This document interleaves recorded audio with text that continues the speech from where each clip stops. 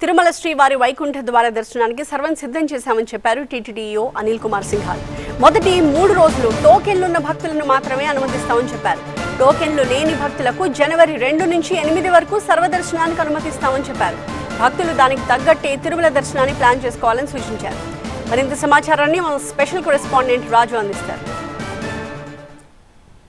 వైకుంఠ ఏకాదశికి టీటీడీ విస్తృతమైన ఏర్పాట్లు చేసింది. ఈసారి కేవలము ఆన్లైన్లోనే టోకన్లు జారీ చేసిన టీటీడీ మొదటి 3 రోజులే అత్యంత సమస్యాత్మకంగా మారే అవకాశం ఉందని ఇప్పటికే పెద్ద ఎత్తున సోషల్ మీడియాలో ప్రచారం అవుతున్న నేపథ్యంలో మనతో మాట్లాడడానికి టీటీడీ ఈవో అనిల్ కుమార్ సింఘాల్ ఉన్నారు. చెప్పండి, మొదటి 3 రోజులే అత్యంత కీలకంగా భావిస్తున్న పరిస్థితి, టీటీడీ ఏ రకంగా సమాయత్తమైంది? ఓం నమో వెంకటేశాయ. 10 రోజులు వైకుంఠ ఏకాదశి ద్వార దర్శనాలు నిర్వహించాలని టీటీడీ బోర్డు నిర్ణయం తీసుకున్నప్పుడు గత సంవత్సరం ఏదైతే భక్తులందరూ కూడా ఇబ్బంది ఎదుర్కొన్నారు, అటువంటి ఇబ్బందులు మళ్ళీ పునరావృతం కాకుండా చూడాలనేది ఏదైతే గవర్నర్ ముఖ్యమంత్రి వారు దిశానిర్దేశం చేశారు, దాని మేరకు టీటీడీ చాలామంది భక్తులతో అభిప్రాయ సేకరణ ఇవన్నీ కూడా చేయడం జరిగింది. టోకన్ జారీ చేసే విధానం ఏ విధంగా ఉంటే బాగుంటుంది దాని మీద అభిప్రాయం తీసుకున్నప్పుడు ఆన్లైన్ సిస్టంలో టోకన్లు అయితే బాగుంటుంది, భక్తులకి ఇబ్బంది లేకుండా ఉంటుందనేది ఒక అభిప్రాయం వ్యక్తం చేశారు. ఎందుకంటే ఫిజికల్గా టోకన్ కౌంటర్ ఉన్నప్పుడు వైకుంఠ ఏకాదశి కాకుండా వైకుంఠ ఏకాదశిలో అయితే జనవరి నెలలో చాలా ఇబ్బంది పడ్డారు. 2 రోజుల క్రితం కూడా మీరు చూసి ఉన్నారు, శ్రీవాణి టోకన్ జారీ చేసేటప్పుడు 800 టోకన్లు ఉన్నాయి. ఎక్కువ మంది భక్తులు వచ్చి ఒక 6, 7, 8 గంటల ముందు క్యూలో నిలబడ్డారు. చివరికి టోకన్ అయిపోయేసరికి ఇబ్బంది పడ్డారు. అంటే ఫిజికల్గా టోకన్ కౌంటర్ ఉన్నప్పుడు తక్కువ టోకన్లు అందుబాటులో ఉంటాయి. ఎంత చేసినా చాలా ఎక్కువ మంది భక్తులు మరీ చాలా గంటల ముందు వచ్చి ఆ టోకన్లు పొందాలనే ప్రయత్నంలో ఇబ్బంది ఎదుర్కొనే పరిస్థితి ఉంటుంది. కాబట్టి ఆన్లైన్ విధానం ఉంటే బాగుంటుందని చెప్పి చాలామంది సలహాలు ఇచ్చారు.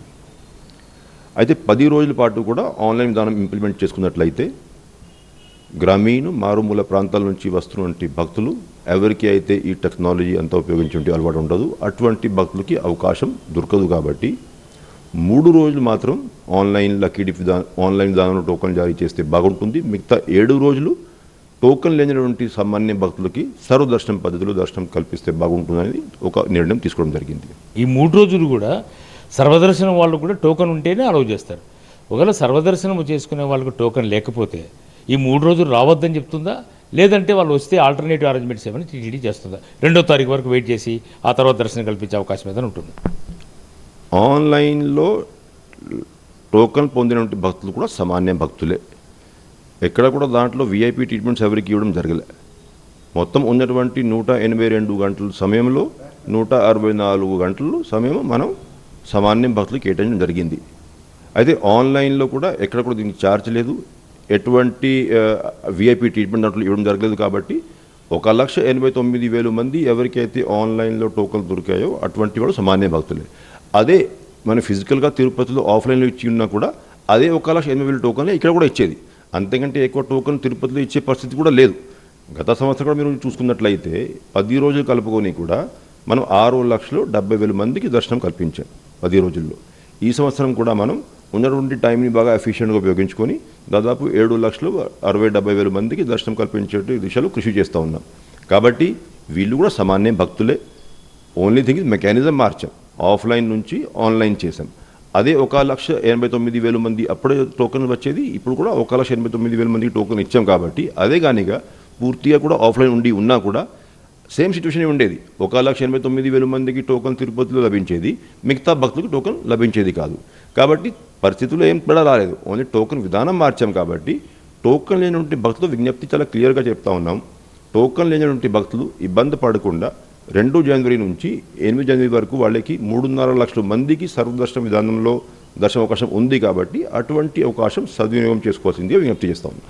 ఇదే విషయం మీరు మొన్న బ్రహ్మోత్సవంలో గమనించి ఉంటారు. బ్రహ్మాండంగా అంత పాజిటివ్ ఎన్వైర్న్మెంట్లో బ్రహ్మోత్సవాలు సక్సెస్ అయినాయి. అట్లాగానే ఈ 10 రోజుల పాటు ఈ వైకుంఠ ఏకాదశి వైకుంఠ ద్వార దర్శనాలు కూడా 100% సక్సెస్ అవుతాయి. భక్తులు దేవుడు అందరూ సహకరిస్తారని నా నమ్మకం. అంటే ఖచ్చితంగా ఈసారి బ్రహ్మోత్సవాల్లో ఏ రకంగా సక్సెస్ చేశామో అదే రకంగా వైకుంఠ ద్వార దర్శనాలు భక్తులకు కల్పించడం కూడా అదే విధంగా సక్సెస్ అవుతామని అనిల్ కుమార్ సింఘాల్ చెప్తున్న నేపథ్యంలో ఈ 10 రోజుల పాటు భక్తులు సహకరిస్తే ఖచ్చితంగా వైకుంఠ ద్వార దర్శనాల ద్వారా భక్తులకు సంతృప్తికర దర్శనాన్ని కల్పించేందుకు సిద్ధంగా ఉన్నామంటున్నారు TTD EO Anil Kumar Singhal. Camera person జగదీష్తో రాజు, టీవీ9. తిరుపతి నుంచి.